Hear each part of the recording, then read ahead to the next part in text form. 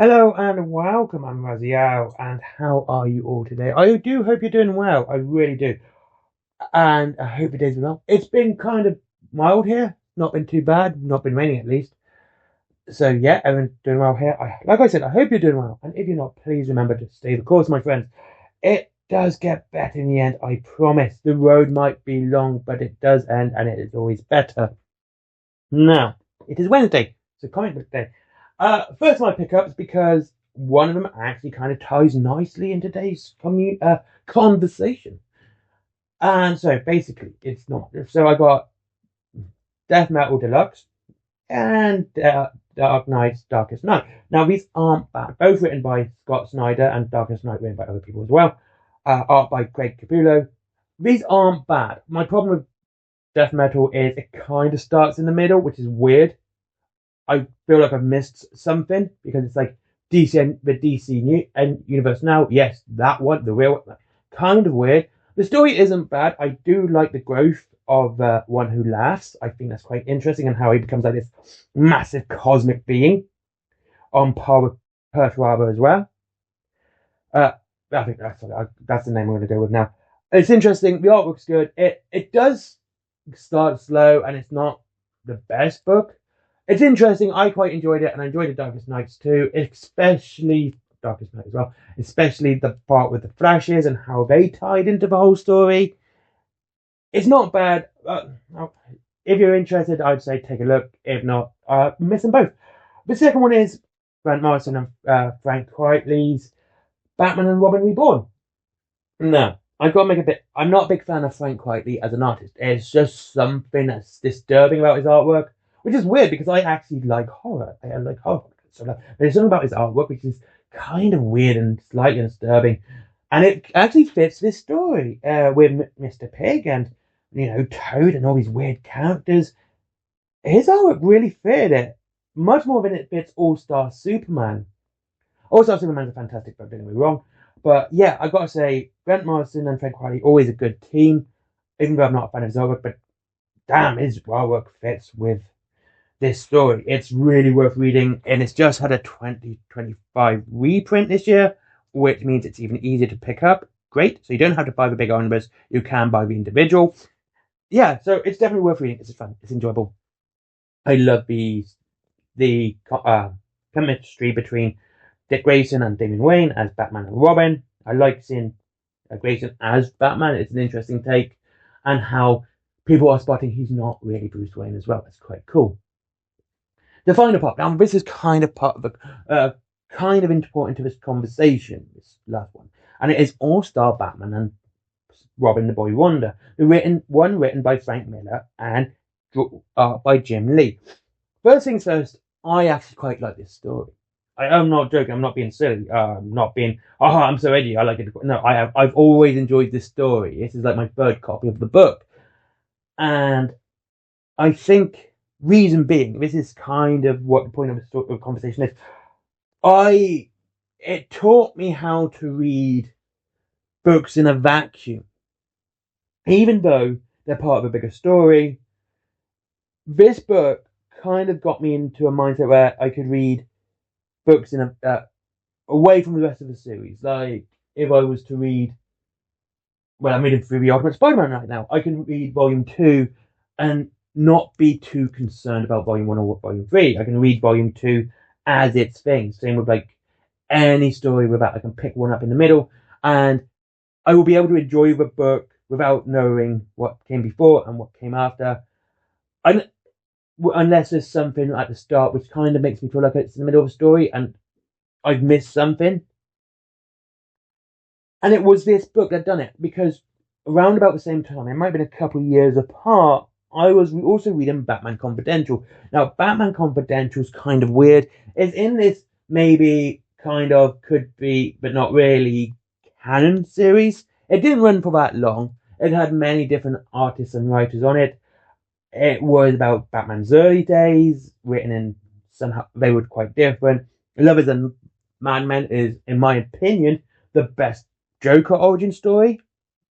It really shows the insanity of a Joker and how he thinks, and that Batman himself isn't mentally stable, and how his life conflicts with Bruce Wayne, and everything like that is a really interesting story. And Batman Confidential, again, non-canonical. I was reading at the same time as Batman and Nightwing and Robin. And so I got into this mindset where I could enjoy a story about Batman, be good, and realize it's not, the Batman, not the Batman from the main universe. And also accept these little changes. And I've just recently reread All-Star Batman again, and then it kind of clicked into a way that really got me to enjoy it even more. Like I said, I've liked this book since it came out. I've always enjoyed it. But what really clicked this time is I realized something. It's not a Batman story. It's not a DC story. It's a Sin City story. Now, if you read Sin City, it's a fantastic series. Frank Miller did a fantastic job with that. Now, this is where it comes into play. This is a Sin City story with Batman. And then it all really makes sense. Like, they go, oh, he kidnapped Robin. Well, yeah, he did, because he didn't have options not to do it. If he sent him to the hospital, he was going to be killed by the police. He was going to be turned over and killed by the police. We don't know why. If he left the police there, Robin was going to die. He had to take him away and kidnap him to make sure he survived. That was the thing. It even goes on to say that he was put into hospital under a fake name, fake ID, so the police didn't know who he was. And with Gotham City, yeah, it's corrupt. But when it comes to Sin City, the corruption's worse. Like, Sin City's Gotham on crack. And Gotham's Metropolis on crack. And so, yeah, it's the worst place to be. The corruption isn't just at the local level. It goes all the way up to the state and higher. And this is the sort of mindset that you should have when you read All-Star Batman. That the corruption isn't just at the police level, it's gone to the top, it's at the state level. And this managed to make me realize this is how Batman would be in this universe. He wouldn't have time to, get Robin to sort himself out. It would have to be very quick, very sharp, very harsh. And again, because of this ability that it taught me how to read in a vacuum, into this way of just being able to not cover and not worry about the main universe. It's the same with Absolute Batman. This has really helped me reading Absolute Batman. I do like it. I like Absolute Batman. And again, this is not the Batman of the main universe. This is a different Batman. And again, it works for the Absolute universe. This is a Batman of that universe. All-Star Batman is a Batman of Sin City. It's Batman of that universe. And when this comes into play, all of a sudden these books get a lot better because you're not constantly comparing them to the main ones. Like, oh, this is what the Batman would really do. It's like, yeah, that's what Batman does. That's what Batman in the main DC universe does. I'm not questioning that, but these aren't that Batman. These are Batmans from different universes. And a reason I don't think we're seeing Absolute Nightwing is because of a statement in Infinite Crisis that Nightwing is the only constant character. He's always a good guy. He never changes. I think it's amazing. So yeah, this is how it changed me. But also Batman changed me this way because it managed to make me realize that to accept these small changes to this different universe, to these different styles, and not always comparing it to the main universe, the main DC universe. And I like these stories, and I do enjoy them. Like I said, I'm enjoying Absolute Batman. I enjoyed Absolute Superman. And I'm still happily reading Superman. I'm still happily reading Batman.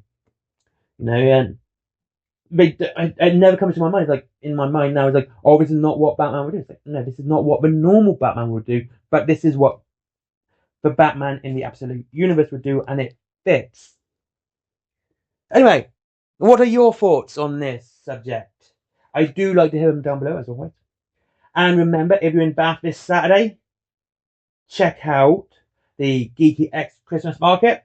There's comics, graphic novels, collectible card games, board games, homemade cards and accessories, games, Lego, Pokemon, all sorts of cool stuff. It's at the Bath Central Library. Like I said, it's Saturday, 7:30 in the morning to 3 o'clock in the afternoon. It's done by American Dreams. which is where I buy most of my books. I buy most of my books from American Dreams. He's a great guy. If you're ever in Bath, check him out. Really worth it. I do like it. I do like him. So yeah, check him out. And yeah, and if you quote American Dream, apparently, according to this leaflet, you get 10% off. Yay! So yeah, there it is. Also, Wayland Games, if you're into wargaming as well, free delivery after £20, and they have Batman stuff, and they're super cool. Free delivery after £20, point system which adds up to an extra 1%, or really cool and groovy. Audible, if you're into books, comic, or if you like listening to your books. I'm not a big fan, but I do understand it if I'm on, if I'm busy typing and I don't really have time to read. Usually you'll catch me listening to War of the Worlds, 1984. I haven't read that Fahrenheit one yet. Gotta read that. Starship Troopers, lots of old sci-fi. That's kind of my jam because I'm such a hipster. There's also my merchandise, stickers, cups, t-shirts, and thank you whoever bought the last sticker. I am very appreciative of any sales. I hope you like the Fugan sticker. Enjoy it. Yeah. As my comics as well. If you want to check out what I write and what my style is, it's two there. There's one for a £5, one for a £10. I would go for the £5 one. I do actually prefer that one slightly, but the £10 one's a full story, the £5 one's 3 stories. And then Skyforge, good friend of mine, as always. And finally, Patreon, because business. I hope you all have a lovely time. I will hope you have a good time. And I'll see you in the next video. And it'll be on Friday. It's a video game video. And in a couple of weeks, I will be reviewing Shadow Man as per the poll. Thank you. Have a lovely day. Goodbye.